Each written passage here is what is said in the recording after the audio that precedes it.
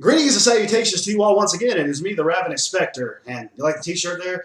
It's a Nier Automata shirt. Yeah, to be. To be or not to be? That is the question. The question is, do you buy this game? And I say yes. Go buy it. It's freaking amazing. Go buy it. Go play it. Love it. It's amazing. I got the main 5 endings. I haven't gone and got the other endings because I really don't see any need to. But I got the main 5 endings. But every single time you play, it's something different, and it just gets crazier as the game goes on. So it's definitely one of my games of the year. So at the end of this year, you will see this game on my list of games of the year for me. But anyways, got a little bit of a pickups video that I want to do here. And just something right off the top of my head that I wanted to do because I got a few other little things on the cheap, at least some games. And I actually got a few plushie figures over here that I wanted to show. Never really been a person to get stuff like that, but I was like, you know what? It's PlayStation related, so I got to freaking jump on it, so I bloody well did. And I also got a couple World of Warcraft figures, as a matter of fact. Got them for $4.99 a piece. You know, yeah, they were used, obviously, and there was actually 2 arrows that was within one of the characters that kind of broke off, and I noticed that they ended up taking them and putting them, like, somewhere on him, so it wouldn't look like it was broken or anything. But it's all well and good. For $4.99, I couldn't complain, because I guarantee if you probably were to get those brand new, they probably would be $20 or more. I don't really know. But I ended up taking the 2 little arrows that were broken off and just stuck them like inside of his cape or whatever, and one is already stuck into his shield. So I'll just go ahead and show that one since I'm already running my mouth about it. To me, I thought that this guy was actually Artorias from Warcraft. But then again, I looked at him and I said, no, that can't be him because Artorias was actually blonde and he didn't have a goatee to my knowledge. So you can see the arrow that's stuck in right there. And you can see the 2 that I got stuck into his cape right there, kind of. They were actually, one of them was supposed to be stuck right here in his leg, and the other one was supposed to be stuck in another part of his shield. But, oh well, you know what? They were kind of little flimsy thingies to begin with, I suppose. So I said, you know what? Doesn't matter. But that does kind of look like Frostmourne, though, doesn't it? I think it is, actually. I don't really know. I'm not really sure, but they said that it was a World of Warcraft figure, but regardless, it's Warcraft related, so it's still badass regardless, because the amount of detail on that was just crazy awesome. The next one that I got here is a dwarf one right here, as you can see. It looks pretty badass, honestly. That's pretty heavy metal right there. Yeah, really awesome stuff. This one actually has a tendency to kind of fall over a bit more than that other one does. You would think that that other one, knowing the size of it, would probably fall over more, but this one's actually fallen over a couple times. But yeah, definitely really good deals that I got on both of those. And I was like, you know what, this is just too badass for me not to have sitting up here on my massive desk where my computer sits and whatnot. But anyways, we'll go on to the next thingies here. And these were actually plushies that was released by ThinkGeek, I think, and they were being sold on the PlayStation Store. I ended up there was actually another series of this, which I think had Nathan Drake and Ratchet from Ratchet and Clank, and which actually one of the figures here, one of the plushies, and I'll go ahead and show them now, is Clank. You see how just cute he is, just how purty he is, and all that. I can't get his antenna to stay up there. But yeah, this is just some really, they're called stubbins is what they're called. They look like little stubby thingies anyway, you know, so anyways. Yeah, Clank was always my favorite one between Ratchet and Clank, actually, because I thought about getting the other ones from the other season, I guess they referred to it as, but I was like, you know what, nah, I'll just go ahead and stick with these. The next one I got, which is actually the one that really wanted me to go ahead and jump on these in the first place, was Aloy. Yep, that's Aloy from Horizon Zero Dawn. Another one of my games of the year. I don't know if it is my game of the year, but it's definitely one of my games of the year. So at the end of this year, you definitely will see that game on there for sure, and I'll run my mouth about it.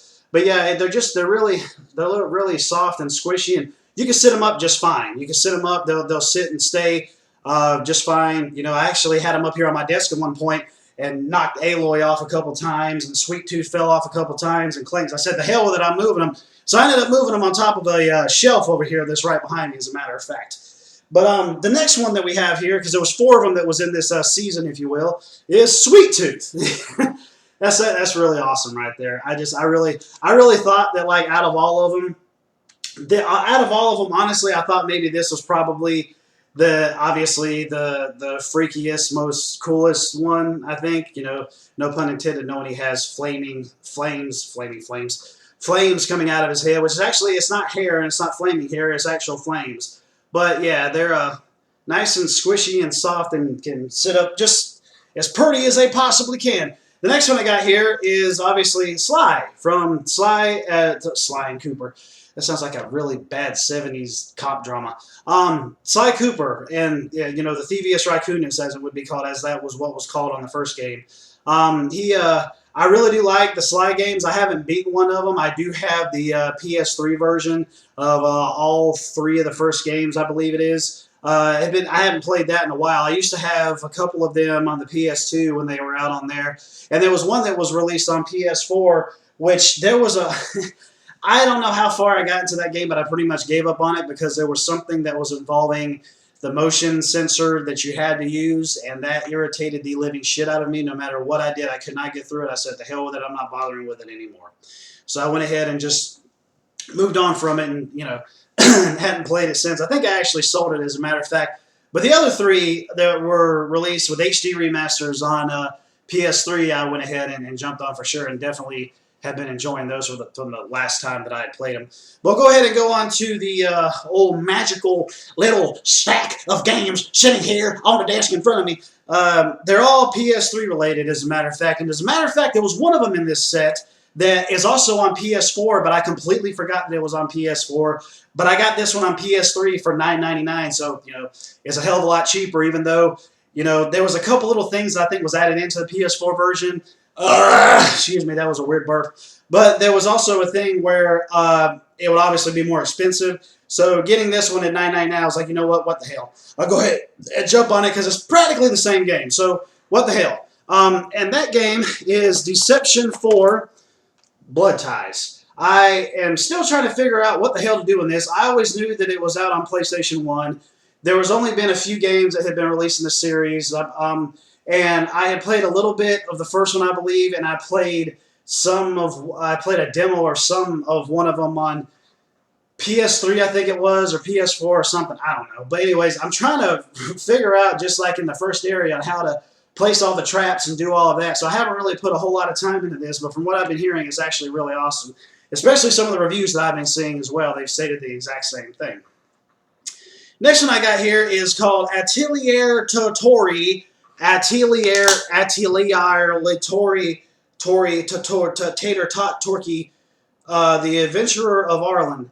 I know what some people are going to say when they see this, like, oh, that just looks so, precious and cutesy so much it makes you want to vomit rainbows and all of that. And from what I played so far, you would actually be correct. But the fact is seeing this in motion, it's really colorful, it's really pretty. It looks like it has some cel-shaded feel to it. I haven't put a lot of time into it, but I've always wondered how this series was going to go. And little did I realize it was actually a long-running series way back in like 2006 or 7, maybe even back before that, I don't really know. But I wasn't aware that it had that many in the series. So obviously, there's something very popular about this series that keeps people coming back to buy it. So I looked at this and I said, you know what, this one's $9.99. I'm going to go ahead and give it a shot. It's the cheapest one that I could find at that point in time, and I've been wondering how this series is, so definitely going to hop back on that and see how everything's going. But from what I've seen, like on the graphics and everything, it's pretty. There's a lot of colors. It looks like it has a cel-shaded feel to it. Some of the voices make me just want to bang my head against the wall, but I guess that's kind of the way it is when it deals with English voice acting in Japanese-related games. Some voices are good, some are not. Some of them make you just want to wrap their head up in duct tape and beat them with an aluminum bat. But anyways, from what I've seen so far, it seems like it's okay. It's bearable. Well, we'll see how things go on. Maybe I'll turn the voices off or just mute the TV entirely when it comes to me going back and playing it. The next one I got here is The Darkness. The first one, as a matter of fact. I have the second one. I used to have the first one way back in the day and played it quite a good bit, and then I was just like, hey, you know what, I'm not playing it anymore, I'm going to go ahead and sell it. So I did, and then I found out this was actually $4, so I went ahead and jumped back on it again because of the fact that I really like the second one. I haven't beaten it yet, but I believe I've heard like the second one is shorter than the first one, so I was like, what the hell?